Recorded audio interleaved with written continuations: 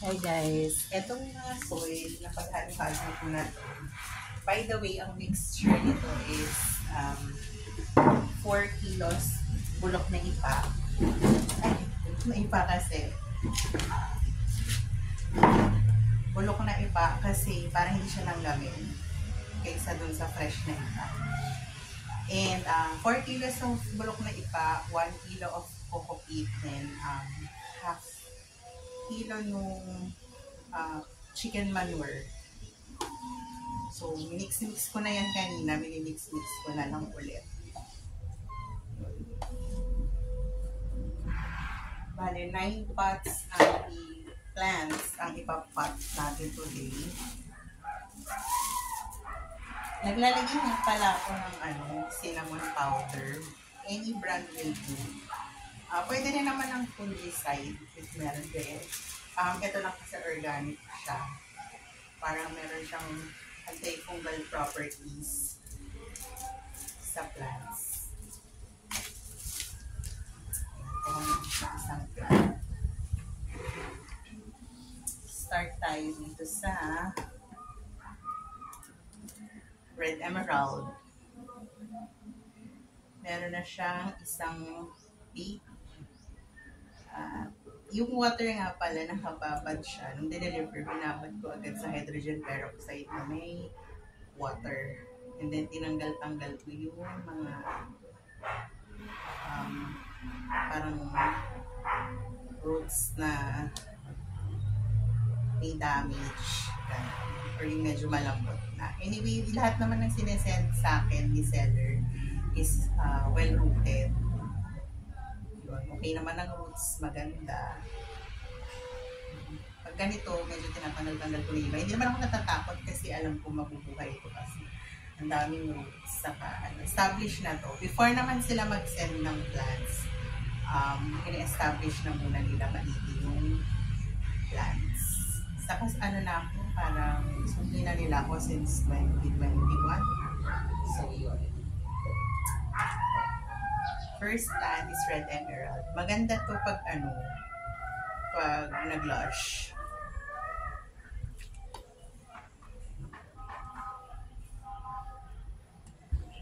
Hindi ako nakapag-gloves kasi hindi ko makita yung gloves ko. Kamayin ko na lang, nagugas naman ako. Nagugas naman ako bago ko umawak sa plants ko. Then maghuhugas na lang ako after. Ang liit kasi ng shovel ko. Nakalimutan ko pala guys, lagyan ng nakalimutan ko lagyan ng cinnamon. Pero pwede pa naman natin ihabol. Saka itong si red emerald, hindi to maselan. So, carry lang.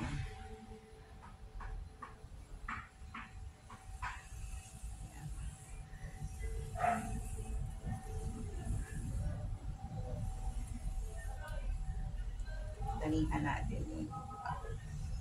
Dry itong ipa. Then, after 3 days, saka na natin pwede diligan. Kasi ang aglaw team naman ayaw nila nang masyado silang basang-basa.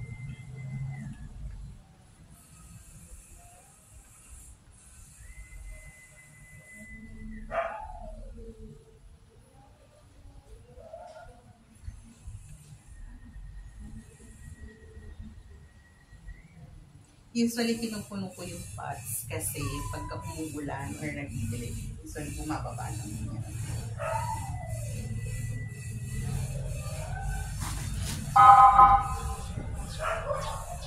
Next natin is one of my favorite, 10 carat. Check natin ang roots. Maganda ang kanyang root system. Lugurang ko lang ng cinnamon powder yung roots. Parang prefer ko siya dito sa nito. Para kapareho siya ng isang carat. Gusto ko yung carat series ng Aglaw Lima. Wala pa ako nung 24 carat. Kasi nung time na umorder ako, hindi daw establish yung mga 24 nila. So sabi ko, sige, next time na lang. So yun. Pero babalikan ko yung 24 karat.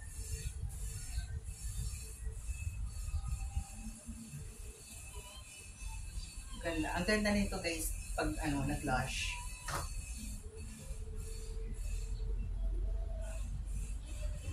Medyo mainit dito sa area kung saan ako na pa-plant. Pero wala na kasi ibang area. Next one is this. Tulong lang ako ng konti. Ito si Big Mama. Sobrang ganda nito pag nag-blush to. Actually, maliit lang yung binili ko. So, medyo parang pricey pa siya. Hindi naman ganun ka-pricey tulad before. Pero medyo pricey pa. And kaya naman natin i-blush yan. So, itong maliit na lang yung binili ko. Usually sa Davao ako pinipili kasi mas mura siya compared here sa Luzon. Nilagyan natin na cinnamon powder. Medyo manginim ako sa init pero I don't mind. Pasensya na kung nakakamay ako, hindi ko talaga mahanap yung gloves. Alam ko nasa loob. Alam sa nilagay ng saan ko yung gloves.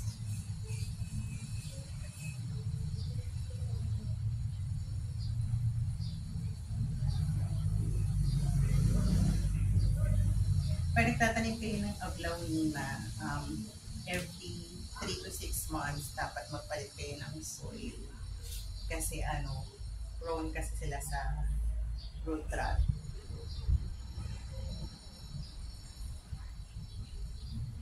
Medyo mainit.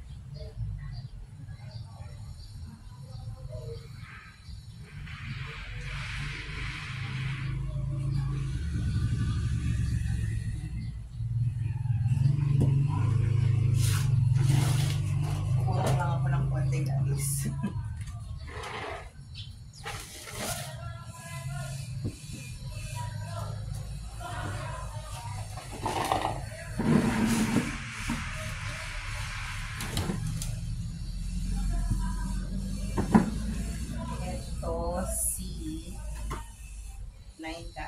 Maganda rin ito pag nag-blush.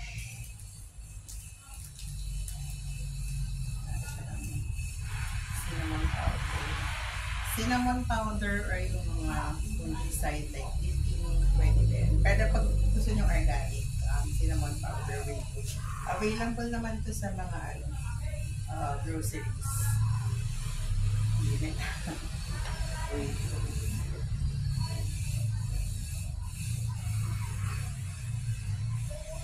Pasensya na sa way ko ng pagtatanim ng ganit talaga. Magtanim ng aglawan.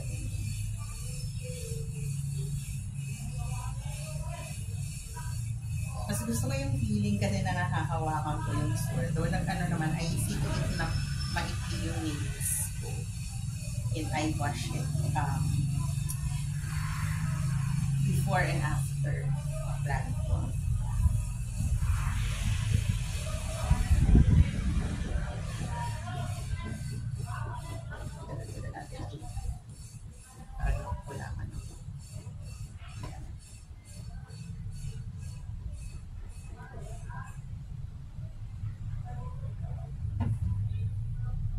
And then, ito naman tayo sa Saupautong. Meron na siyang baby isa. Favorite ko rin ito kasi pag tumakay ko, ang ganda nung pagkaikot niya.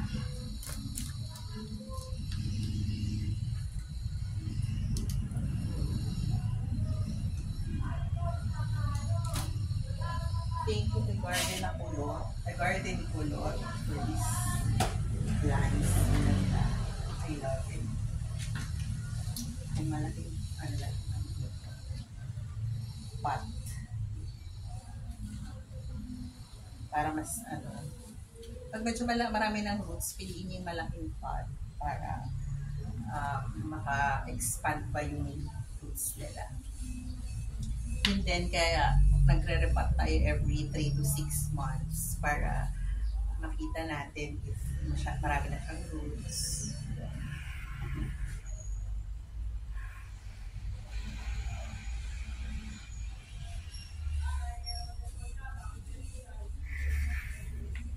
Full feeling for me mag-alaga ng Glowina. Kasi ang ganda ng foliage ng ng leaves nila.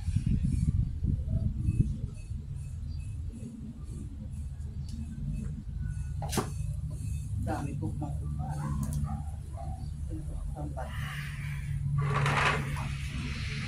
Ito mga natira mga siyang pearl na lang. Unahin natin yung smallest.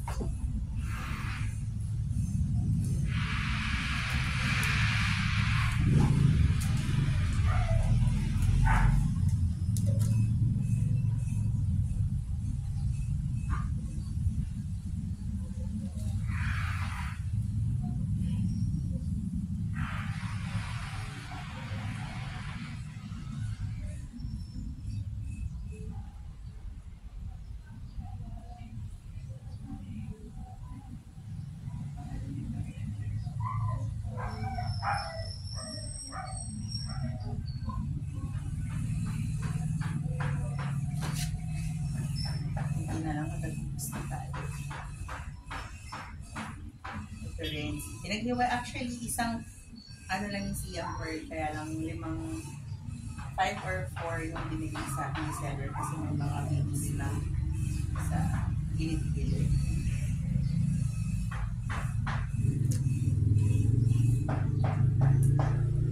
Yung mga parang may sugat-sugat, lagyan nyo lang yung cinnamon powder on the side before nyo i-plant.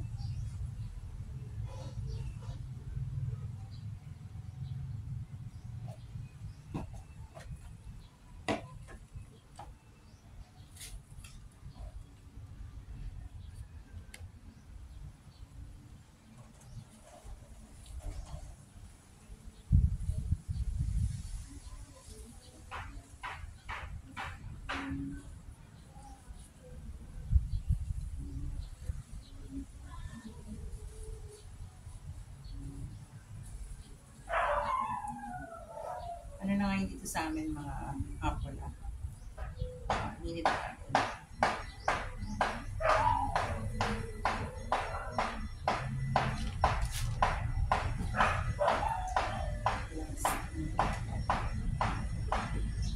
Tatanim natin sa medyo malaki.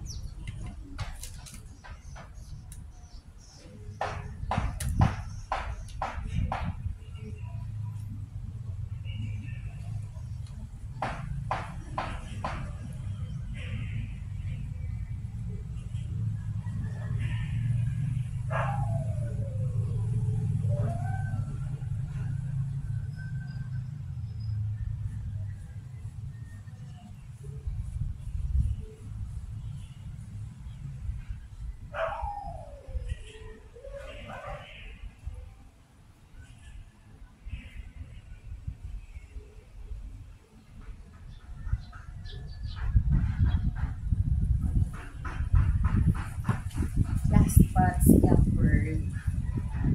Ganda ng yan. Ganda ng roots.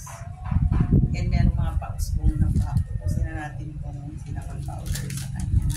Hindi siya na naman ang last.